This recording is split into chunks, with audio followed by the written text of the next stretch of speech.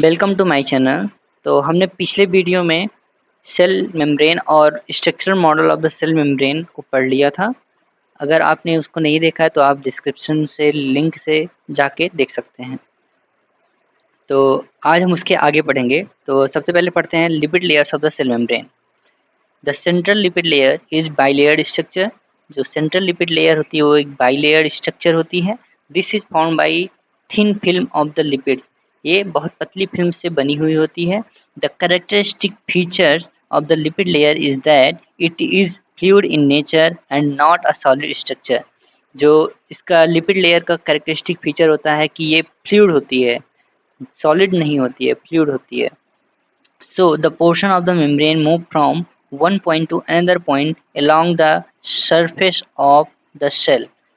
तो जो पोर्शन होता है सेल मेम्ब्रेन का वो एक जगह से दूसरी जगह मूव करता रहता है along मेम्ब्रेन। जो सेल बॉडी के अराउंड सेल मेम्ब्रेन होती है उसमें पूरा मूव करती रहती है। The material dissolved in lipid layer also move to all areas of the cell membrane।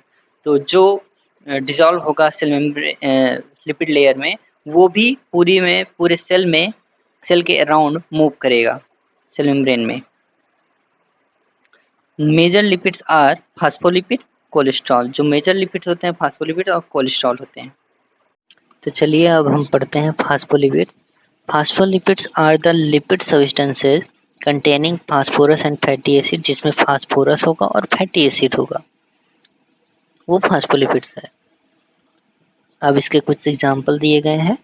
Amino phospholipids, sphingomyelins, phosphatidyl choline, phosphatidyl ethanolamine, phosphatidyl glycerol, phosphatidyl serine and phosphatidyl inositol are the phospholipids present in the lipid layer of the cell membrane।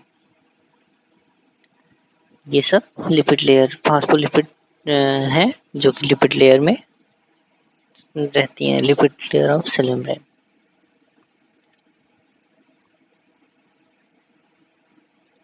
Phospholipid molecules are arranged in two layers. दो layers में होंगी। Each phospholipid molecules resembles the headed pin in shape. The outer part of the phospholipid molecule is called the head portion and the inner portion is called the tail portion। अब इसमें हम देखते हैं figure 1.3 में दिया गया है। देखते हैं फिगर 1.3। हाँ ये है। तो ये देखिए ये हेडेड पिन शेप्ड होंगी। हेडेड पिन शेप्ड इसी को बोलते हैं हेडेड पिन शेप्ड में सारी दो लेयर में अरेंज होंगी। जो पिन होगा वो सेंटर की तरफ होगा, बीच में होगा, और जो हेडेड होगा वो बाहर की तरफ और अंदर के साइड में होगा। तो वो पेरिफेरल साइड में होगा, वो हेड होगा। तो ये जो टेल होगी वो हाइड्रोफोबिक होगी, मतलब कि वाटर सोल्यूबल सब्सटेंसेस इससे पास नहीं कर पाएंगे। और जो हेड होगा वो हाइड्रोफिलिक पोर्शन होगा। हाइड्रोफिलिक का मतलब है वाटर सोल्यूबल सब्सटेंसेस यहाँ पे आ सकते हैं। तो अब हम पढ़ चलते हैं और आगे देखते हैं उसमें। Head portion is the polar end and is soluble in the water and has strong affinity for the water। जो हेड पोर्शन है वो हाइड्रोफिलिक है और एफिनिटी है वाटर के लिए, तो उसमें वो घुल सकते हैं। वाटर सोल्यूबल सब्सटेंसेस से स्ट्रॉन्ग एफिनिटी होती है। Tail portion is the non polar end. जो टेल पोर्शन है वो नॉन पोलर एंड है। It is insoluble in the water and repelled by the water. ये इनसोल्यूबल है वाटर में और ये रिपेल कर दिया जाता है, जो कि हाइड्रोफोबिक पोर्शन है जो टेल पोर्शन में आता है। Two layers of the phospholipids are arranged in such a way that the hydrophobic tail portion meet in the center of the membrane। जो दोनों लेयर होती हैं वो इस तरह से अरेंज हुई होती हैं कि जो हाइड्रोफोबिक टेल पोर्शन होता है वो सेंटर में दोनों तरफ से मिलता रहता है, दोनों लेयर का टेल आपस में मिलते रहते हैं और वो हाइड्रोफोबिक टेल पोर्शन कहे जाते हैं। Hydrophilic head portion of the outer layer face the extracellular fluid and those of the inner layer face the intracellular fluid of the cytoplasm। तो इसमें ये कहा गया है, इसका मतलब ये है कि इधर इधर जो ये ऊपर का हेडेड पोर्शन है, ये एक्स्ट्रा सेलुलर फ्लूइड की तरफ होगा और जो ये हेडेड पोर्शन है नीचे की तरफ, ये साइटोप्लाज्म की तरफ होगा, और साइटोप्लाज्म को हम ICF भी बोलते हैं, intracellular fluid.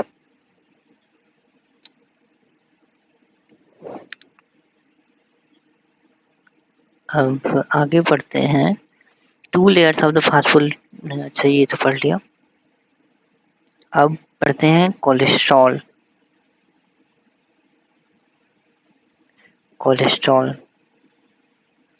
Cholesterol molecules are arranged in between the phospholipid molecules. जो कोलेस्ट्रॉल के मॉलिक्यूल्स होंगे वो फास्फोलिपिड मॉलिक्यूल्स के बीच में पाए जाते हैं। Phospholipids are soft and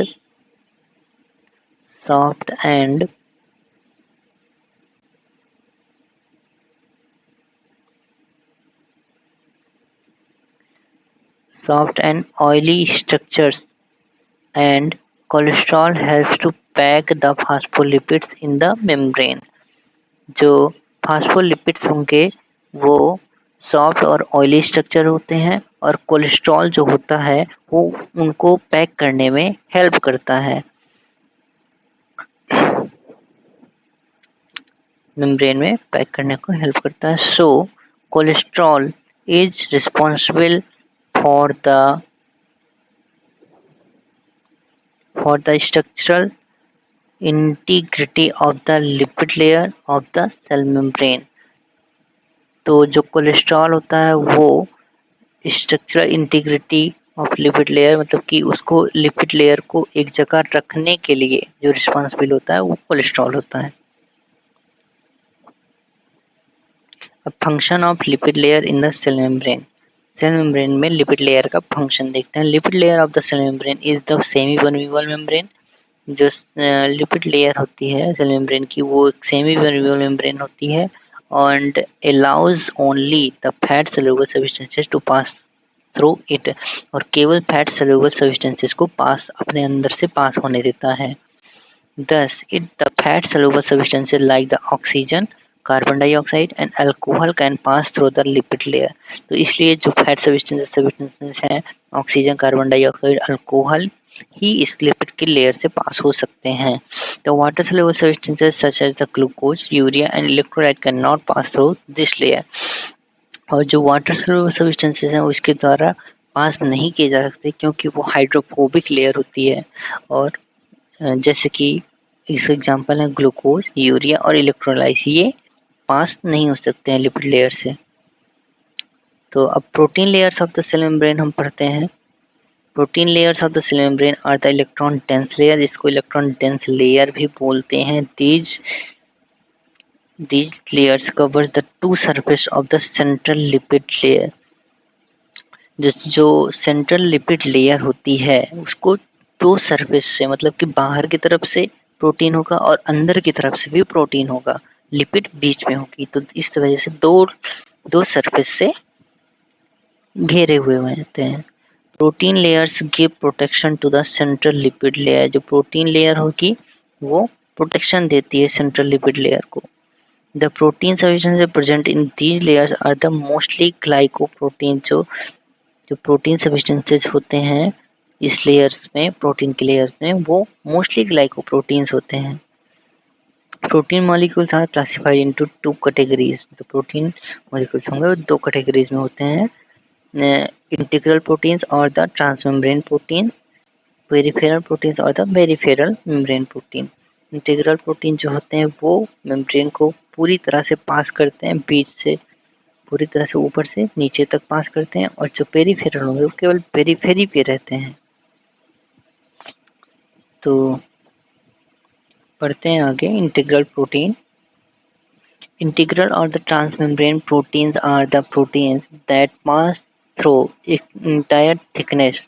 जो entire thickness मतलब कि जितनी भी मोटाई होगी सेल मेम्ब्रेन की वहाँ पूरा पास करेंगे from one side to another side, other side तक, एक साइड से दूसरे साइड तक पास करते हैं। These proteins are the tightly bound with the cell membrane। Tightly bound होते हैं सेल मेम्ब्रेन से ऐसे प्रोटीन्स। एग्जाम्पल्स हैं cell adhesion protein, cell junction protein, some carrier और ट्रांसपोर्ट प्रोटीन जो कि ट्रांसपोर्ट कराते हैं, जैसे कि चैनल्स हो गए, और चैनल प्रोटीन ये भी, सम हार्मोन रिसेप्टर्स, एंटीजन और सम एंजाइम्स, ये सब इंटीग्रल प्रोटीन्स होती हैं, इंटीग्रल टाइप्स ऑफ प्रोटीन होती हैं। तो अब हम दूसरा पढ़ने चल रहे हैं peripheral protein. Peripheral proteins are the peripheral membrane protein are the proteins which are partially embedded in the outer and the inner surface of the cell membrane and do not penetrate the cell membrane। तो ये ऐसी protein होती हैं जो कि cell membrane में केवल थोड़ा सा धसी हुई होती हैं। जैसे कोई एक कोई इस सेल मेम्ब्रेन है या लिपिड की लेयर हम मान लेते हैं, तो उसमें जो प्रोटीन्स होती हैं, पेरिफेरल प्रोटीन्स होती हैं, वो केवल थोड़ा सा पेनिट्रेट करती हैं, ज़्यादा नहीं, थोड़ा सा इम्बेडेड होती हैं, थोड़ा सा। तो इसको बोलते हैं पेरिफेरल प्रोटीन्स। ऐसे ये बाहर की तरफ से भी और अंदर की तरफ से, यानी कि साइटोप्लाज्म की तरह, इंट्रासेलुलर फ्लूइड की तरफ से भी और एक्स्ट्रासेलुलर फ्लूइड की तरफ से भी होते हैं।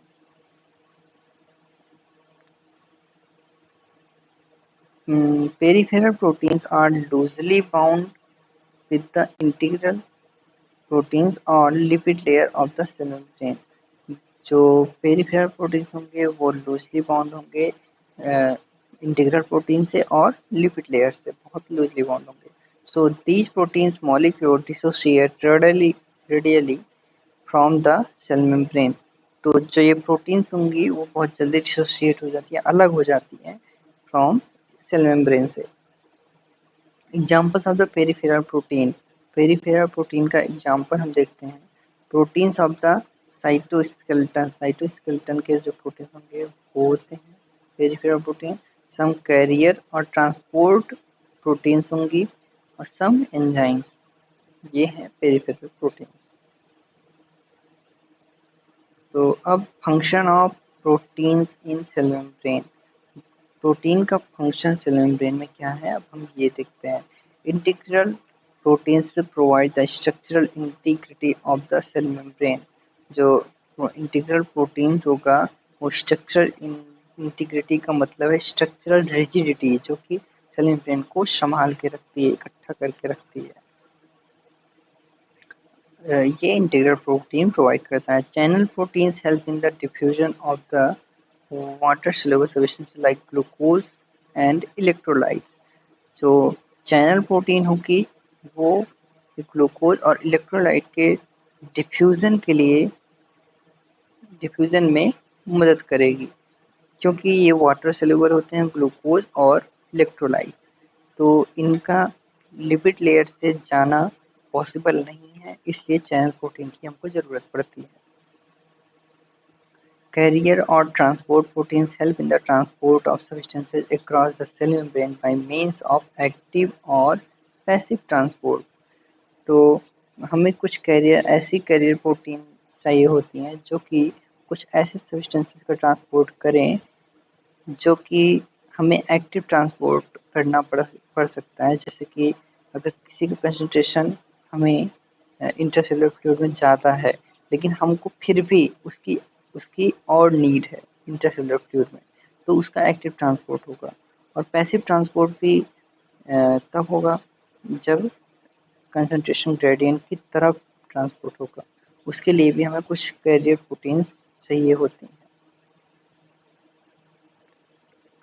तो चौथा है पंप भी प्रोटीन के होंगे।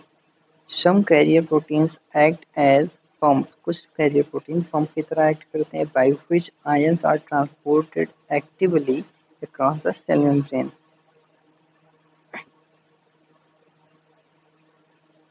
कुछ कैरियर प्रोटीन पंप की तरह एक्ट करते हैं जिससे कि आयंस जो होंगे वो एक्टिवली ट्रांसपोर्ट होते हैं सेल मेम्ब्रेन के क्रॉस में। तो हम पढ़ते हैं fifth point, receptor protein serves as the receptor site for the hormones and the neurotransmitters। जो रिसेप्टर प्रोटीन होगा वो रिसेप्टर का काम करता है, रिसेप्टर साइट प्रोवाइड करता है हार्मोन और न्यूरोट्रांसमीटर के लिए। और छठा है enzymes, some of the protein molecules from the enzymes and control chemical reaction within the cell membrane. जो कुछ प्रोटीन्स होंगी वो एंजाइम की तरह काम करती हैं जो कि केमिकल रिएक्शंस जो सेल मेम्ब्रेन में हो रही हैं उनको कंट्रोल करती हैं। और कुछ एंटीजेंस की तरह काम करते हैं। Some protein act as the antigens and induce the process of the antibody formation. तो जैसे अगर कोई फॉरेन बॉडी इंटर कर रही है तो एंटीबॉडी फॉर्मेशन भी तुरंत करते हैं ऐसे प्रोटीन। और cell adhesion molecules or the integral proteins are responsible for attachment of cell to their neighbors or the basal lamina। और कुछ cell adhesion molecule integral proteins जो कुछ होती हैं उसमें कुछ सेल एडिशन मॉलिक्यूल्स की किसी भी कहीं पे अगर उसको अटैच होना है उस सेल को तो वो प्रोटीन हेल्प करती है उसको अटैचमेंट के लिए। ये थे प्रोटीन के फंक्शन सेल मेम्ब्रेन में। अब carbohydrates of the cell membrane में जो कार्बोहाइड्रेट्स हैं अब वो some of the carbohydrate molecule present in the cell membrane are attached to proteins and form the glycoproteins. जो कुछ कार्बोहाइड्रेट्स होते हैं सेल मेम्ब्रेन में वो प्रोटीन से अटैच हो जाते हैं और बनाते हैं ग्लाइकोप्रोटीन या प्रोटियोग्लाइकन्स भी बोलते हैं। Some carbohydrate molecules are attached to lipids and form glycolipids। और कुछ कार्बोहाइड्रेट मॉलिक्यूल्स जो होंगे वो लिपिड से अटैच हो जाएंगे और ग्लाइकोलिपिड बनाते हैं। Carbohydrate molecules form a thin and the loose covering over the entire surface of the cell membrane called the glycocalyx। जो कार्बोहाइड्रेट का मॉलिक्यूल होगा वो बहुत ही थिन और बहुत ही पतला और लूज कवरिंग देता है पूरे सेल मेम्ब्रेन को और उसको बोलते हैं ग्लाइकोकैलिक्स। ये कार्बोहाइड्रेट का काम होता है सेल मेम्ब्रेन में। अब function of carbohydrate in cell membrane, function इसके carbohydrate molecules are the negatively charge and do not permit the negatively charge substances to move in and out of the cell. तो carbohydrate molecules होता है वो negatively charge होता है और ये permit नहीं करता है कोई नेगेटिवली चार्ज सब्सटेंसेस को कि वो इसके अंदर जाए या फिर बाहर आए, क्योंकि ये लिपिड लेयर पे भी लगा हुआ है और प्रोटीन लेयर पे भी। तो अब दूसरा glycocalyx from the neighbouring cells helps in the tight fixation of the sales with one and other. और जो ग्लाइकोकैलिक्स होती है वो नेबरिंग सेल्स यानी कि बगल बगल के जो सेल्स हैं उनसे अच्छे से एकदम टाइट फिक्सिंग करने के लिए, एकदम अच्छे से मिलने के लिए, जुड़ने के लिए, चिपकने के लिए ये काम आती है।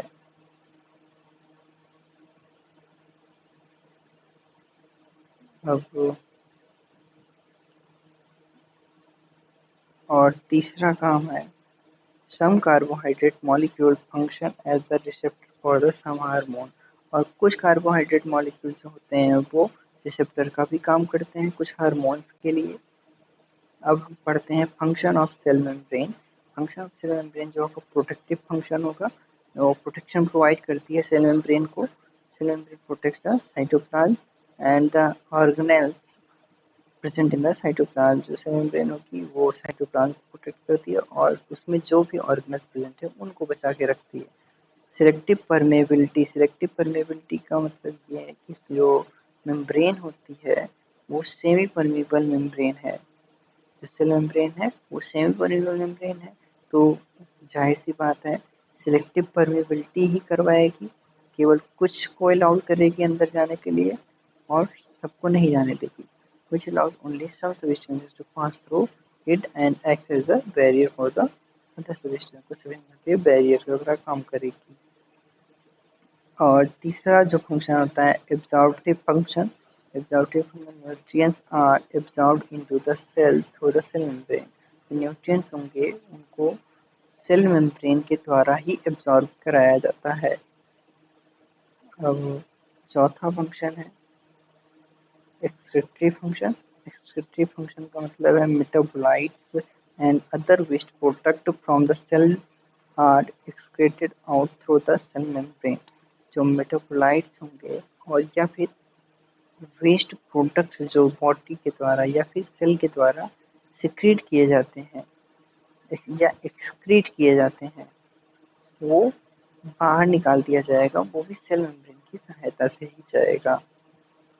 अब exchange of gases, gases exchange में ऑक्सीजन इंटर करता है enter the cell from the blood and the carbon dioxide leaves the cell and enters the blood through the cell membrane। जो ब्लड से ऑक्सीजन लिया जाता है, कार्बन डाइऑक्साइड ब्लड में छोड़ा जाता है, वो भी सेल मेम्ब्रेन से ही होता है, सेल मेम्ब्रेन की सहायता से होता है। और छठा काम है maintenance of the shape and the size of the cell. और जो सेल मेम्ब्रेन होती है वो रिस्पॉन्सिबल होती है maintenance of the shape and size of the cell, size और शेप के लिए भी रिस्पॉन्सिबल होती है। तो आज हमारा टॉपिक खत्म हुआ सेल मेम्ब्रेन। तो अगर आपको हमारा वीडियो अच्छा लगा हो तो लाइक कीजिए, सब्सक्राइब कीजिए। Thank you.